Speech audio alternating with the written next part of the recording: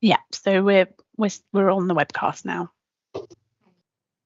Good afternoon, everybody, and welcome to the decision day of myself, the Executive Lead Member of Children's Services, and the Executive Lead Member for Education, Councillor Steve Forster. These decision days are being broadcast in one session live on YouTube via the County Council website. So I'll move you straight into the agenda for today. I personally have got a nice light agenda. There's been no deputations. There's no key decisions on my agenda this afternoon. I have got one non-key decision, and that is the appointments to outside bodies. And Emma, you are presenting this one. Thanks, Councillor Chad. Yeah, so we've just got 3 vacancies that have arisen on some of these organisations that need to be filled with a county councillor representative of your choosing. Thank you. Are you happy for me to make the recommendation, make the decision on this one? So I would like to appoint Councillor Jonathan Williams to Lakes, please, and Councillor Malcolm Wallace to the other 2 vacancies that are available at the moment. And that's my decision on those 2, and I will now hand over to Councillor Steve Forster for his decision day. Councillor Chad, thank you very much, and welcome everyone to my decision day. I'd also particularly like to say welcome to Emma Cousins, who's the Democratic and Member Services taking over. This is her first time on this, so thank you for looking after us and keeping us honest. I understand we have no deputations on this today, so we go straight into my first key decision, which is on education and catering, service option delivery review. Sean McPeak, I think you're taking us through this, if you could do so, please. Yes, thank you, Councillor Forster. This report explains the service options review of the in-house education catering service, school meals service. Following engagement with schools and taking account of the future financial risks and the loss of business for the service in recent years, it is recommended that the County Council exits this market and support schools in securing alternative provision from the private sector. That also includes the County Council leading on behalf of schools on a managed outsource of the service. However, those schools who decide not to join that managed outsource will be provided with advice and guidance from the County Council to enable them to procure a school meal service instead. I presented this report to the Children and Young People Select Committee this morning, and that committee, after considerable discussion, did recommend the recommendations to you, Councillor Forster. Thank you, Sean. That's much appreciated. Before I give my decision and some words around it, I'd just like to particularly invite Councillor Henderson, who ran the Select Committee this morning, to see if you had any words that you wanted to say about this morning's meeting, please. Thank you, Councillor Forster, and a huge thank you to officers for answering all our questions. We had a lot of scrutiny of the decision, and I think the key thing going forward is members are happy to go with the recommendation, but would very much like regular reports on how the transition is going. We're really keen to hear about that. Also, thank you very much for addressing the issue that we had with concerns for smaller schools, that they will have a lot of support and they'll have opportunities to pool with other smaller schools, so they get a better deal. I also thought it was quite interesting looking forward that it will benefit the schools if they can actually acquire schools at a lower price than we're able to offer at the moment. So that was all very positive. And then my colleagues also raised the issue of quality, and I think we're all very aware that the quality of our meals is the key thing here. And I know that Stuart mentioned how that it's very closely monitored and regulated. So thank you very much for inviting me to say a few words, but we're happy to go with the recommendation, Councillor Forster. Thank you, Councillor Henderson. That's much appreciated. Does anyone else want to speak on this? Councillor Parker-Jones. Thank you, Luke. Councillor Forster. Yes, I also wanted to say how much I appreciated the pre-scrutiny of this item. It did alleviate a lot of fears.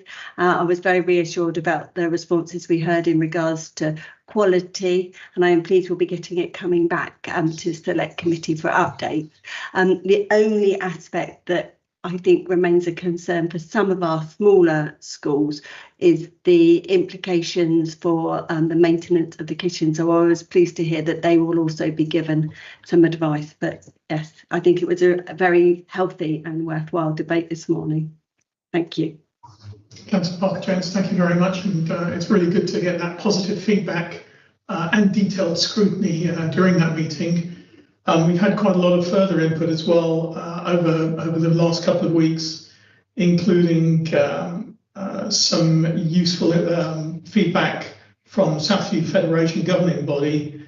And in reaching my decision, I've considered all that feedback from the consultation, from the various pieces of information that received, and that has been really informative. I'd stress that there are three areas that we're focusing on. One is improving the costs for parents, to leave more money in parents' pockets for those parents that actually contribute.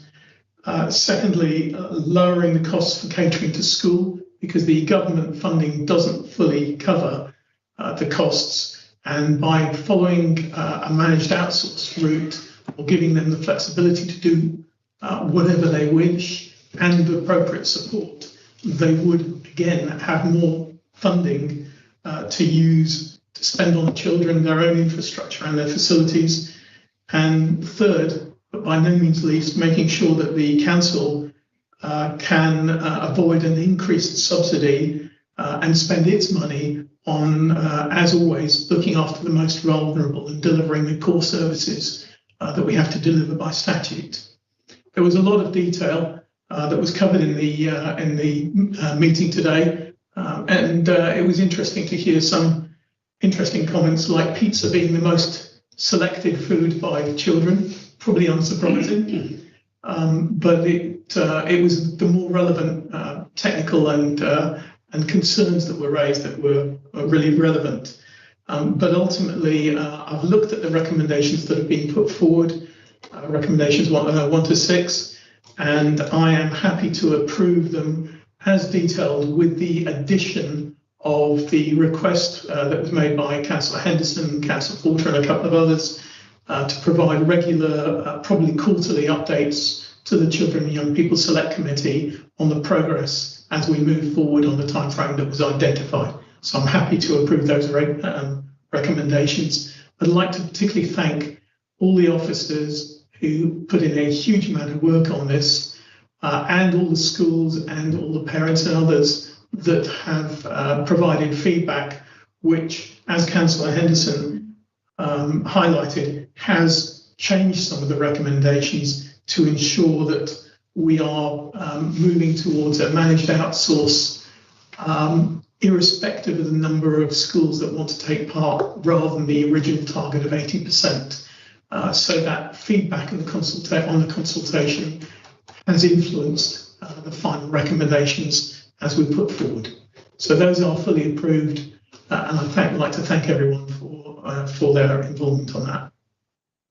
That moves us on to the last decision, which is a non-key decision on additional specialist provision for resource provisions. I think this is down to Natalie to present, is that right? Yes, good afternoon. It is indeed me. So the purpose of today is to provide feedback from the informal consultation. So you have seen this or heard this before in terms of the information about wishing to establish a resource provision at Bartley Church of England Junior School for 12 pupils with social, emotional and mental health needs from September 2025, and the establishment of a resource provision at Crookhorn College, Havant, for 15 pupils with autistic spectrum condition from September 2025 also.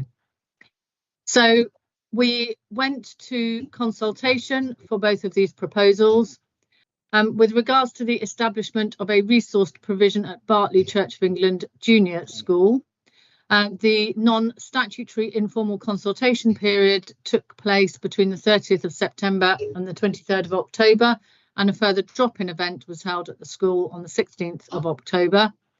5 responses were received by email, and 4 of those raised concerns about the impact on current pupils in relation to adding SEMH pupils into the school, and a further response was received from a local resident who wanted to know if there was any local community impact. The drop-in was attended by approximately 25 people, and the drop-in and responses to the consultations enabled concerns to be responded to, and the responses explained that the resource provision will enhance the social, emotional and wellbeing offer for all children, not just those in the resourced provision, by enabling the staff to receive additional training to support children with proactive measures to creatively engage them in their learning, reduce anxiety and prevent escalation to potential behavioural responses. And we therefore are in a position now where people feel much more confident, although the very few people that were feeling less confident feel much more confident about that proposal. In terms of the feedback from the establishment of the resource provision at Crookhorn College, the non-statutory informal consultation period took place between the 30th of September and the 23rd of October, with a drop-in event on the 14th of October. There were only 2 emailed responses during the consultation, one in support and the other seeking information, which has now been sent to them. So there were overall only positive responses to this. We therefore seek approval to publish statutory public notices for the establishment of a resource provision at Bartley Church of England Junior School and the establishment of a resource provision at Crookhorn College, both for opening from September 2025. Thank you, Natalie. That's much appreciated. Always good to see 27 new resource provision places coming forward. Do I have any questions on this item? No questions. Thank you. On that basis, thank you for the work that has gone into this. I am happy to approve the recommendations that are detailed in terms of the publication of the statutory public notice and the report being brought back for a future decision day following the statutory consultation periods for final approval. So that is fully approved as detailed in the papers. That brings my decision day to a close. I'd like to thank everyone for their involvement in both mine and Councillor Chad's, and ask for the recording, Emma, to please be stopped, if you can confirm once that's done.